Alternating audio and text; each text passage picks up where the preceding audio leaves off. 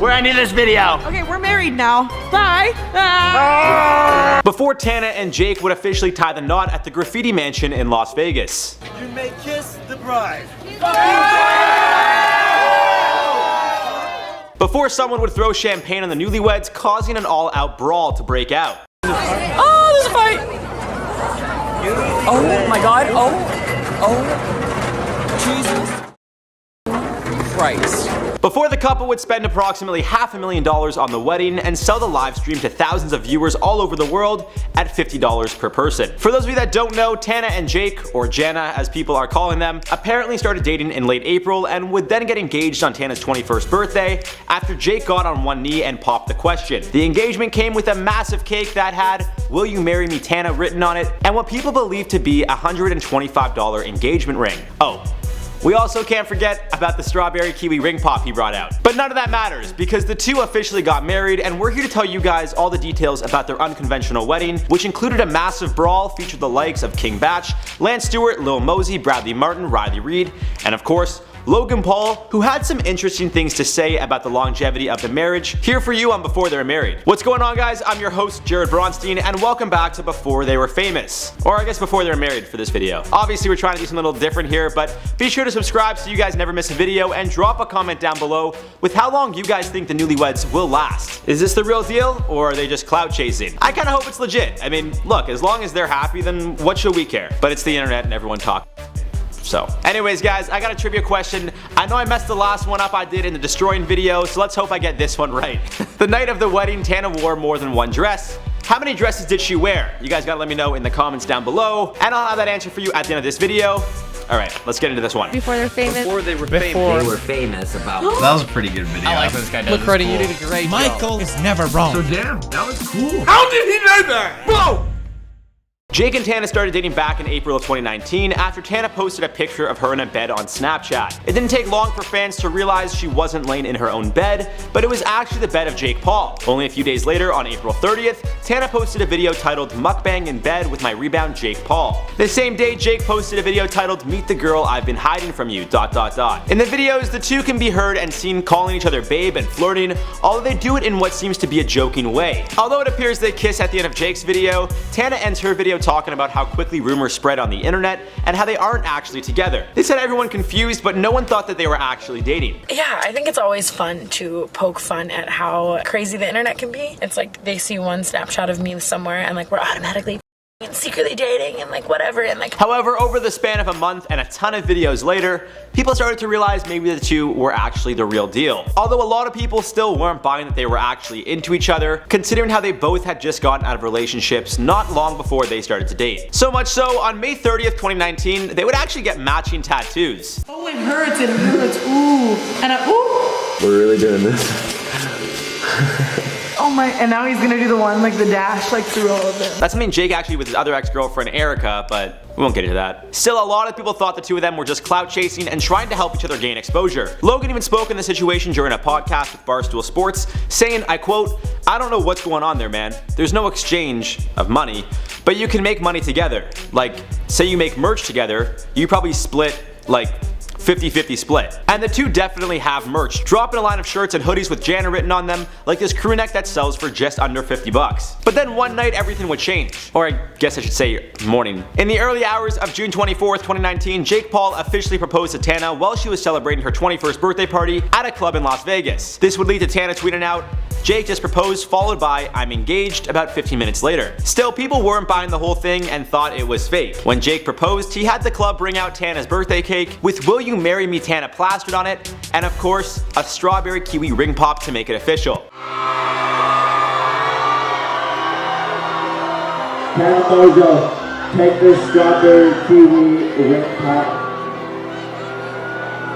It's also believed the engagement ring he got her was worth $125, a cubic zirconia ring from Adina's Jewelers, which further led people to thinking the engagement was actually fake. They originally had planned for the wedding to go down just days after the engagement on June 28, 2019, but would soon change the date to July 28, 2019, when Paul would surprise Tana at VidCon with a poem. It's about all of our moments and not just the clout. Logan and Bella can hate, the world can question our fate, but on July 28, you can all save the date. Following the official announcement, more and more details would be released all the way up until the official wedding day. It would be revealed that the couple would be getting married in Las Vegas at the Graffiti Mansion, with a reception to follow at the Sugar Factory. And that's what went down. But there's a lot more to the story. For starters, before the party even started, on the plane ride to Vegas, Riley Reid got naked, Tana mounted Jake in the middle of the plane, and a flight attendant became a bridesmaid, at least according to Logan's Twitter account. Now I can't say for sure about the bridesmaid part, but there was a picture on Jake's story of Tana on top of him. And Riley Reid is also an adult entertainer, so I wouldn't be surprised if she got naked, cause, I don't know, like, f it, it's her job, she gets naked all the time. Hey, how's the hamstring brew? Not good. Do you even lift? Bro. Are you an actress? I've seen her in a lot of things. Mosey, big fan, bro. Now at the actual ceremony, Jake came in style, rocking a Dior suit and a fedora, as well as an umbrella he was using as a cane. His soon-to-be wife, well I guess wife now, but at the time they weren't officially married. Not that they're officially married now. We'll get into that later. Tana was wearing a massive pink ball gown, more specifically a pink ombre Sydney gown by Johanna Hernandez. It looked like this. On top of the dresses, the two did exchange rings, and it's believed Jake bought Tana a wedding band worth $300,000. So you guys can say what you want about the engagement ring, but you can't deny that the man balled out for the wedding ring. Which is really what matters. I mean, the engagement ring she had for like 2 months. After they vocally expressed their love for one another, read the vows, and were told to kiss by Armani Azadi, owner of the Graffiti Mansion and good friends of the couple, who was leading the ceremony, someone actually threw champagne on the two. More specifically at Tana, but it hit Jake too. This would lead to Azadi immediately going after the guy that tossed the drink on the newlyweds, and security escorting him out. Jake tried to go after the guy as well, but Logan held him back, but Jake definitely got a shove in. Some say it was a brawl, you guys can be the judge.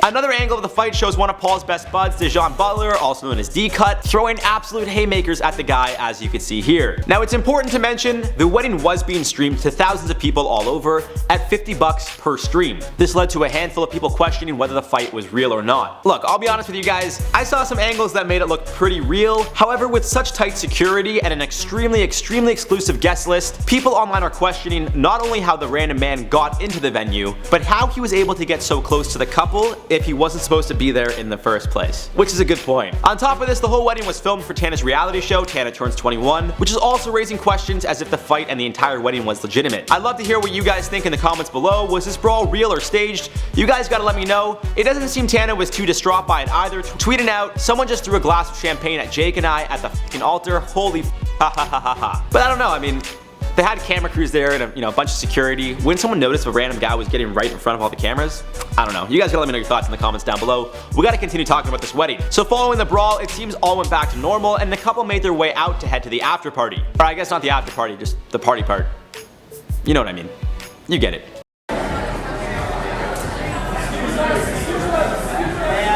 Hey, Jake. The wedding included the likes of King Bach, Bradley Martin, Riley Reid, Big Nick, Adam22, Lena the Plug, Dax, Isabella Fusco, Kristen Hancher, Daisy Keach, Rice Gum, Lil Mosey, Lance Stewart, Kristen Henby, Justin Roberts, and of course Logan Paul. There were of course a ton more people there, but in short, it was a ton of social media influencers and some good friends of Jana. The party went down at the Sugar Factory and it had an Oprah and Bruno Mars impersonator, chicken fingers, pink and green mini burgers, and Jake cutting the wedding cake using a massive sword for some reason.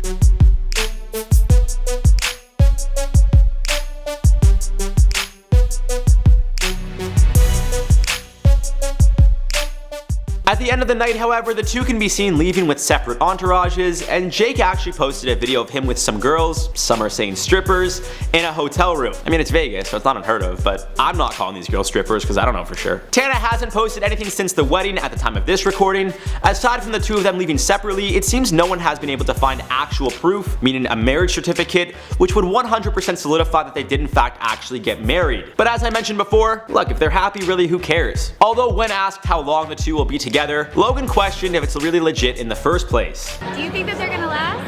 No. How come? Seems a bit hasty in my opinion. Seems a bit preemptive, one may say. How long do you give them? A month. A month and a half. I also think it's funny how quick Logan is to admit he doesn't see it lasting. I just think it's the way he's like, oh no. I guess it's one of those things that we're just gonna have to wait and see how it pans out. I don't know if the fight was real or not, although some of the punches thrown were heavy, but really, who knows, you know? These guys do a lot of things for clout. Only one way to find out, and that's by waiting. Anyways, guys, let me know your thoughts on the whole situation in the comments down below. If you think they're actually married, if the fight was real or not, if they're just doing it for clout or just to get more views, people talking about them, which every news station and entertainment station and YouTube channel is talking about them. But now it's time for that trivia question. How many dresses did Tana wear throughout the night? Well, she started in a strapless wedding gown with lace detailing, then changed into a pink ombre Cindy gown by Joanna Hernandez, as previously mentioned, and ended the night in a much more form-fitting dress that was very shiny to say the least. She also had a Rolex Jake bought her on as well to add to the shine. So in short, 3. She had 3 dresses on throughout the night. That's the answer. And that's all for this one, guys. Hope you enjoyed the video. If you guys did, be sure to let us know by giving the video a thumbs up and dropping us a comment down below with who you'd like us to cover next. I've been your host, Jared Bronstein. Shoot me a DM on Instagram or Twitter at Bron7 with any suggestions that you guys may have. Be sure to check out some of our other videos, and I'll see you guys in the next one.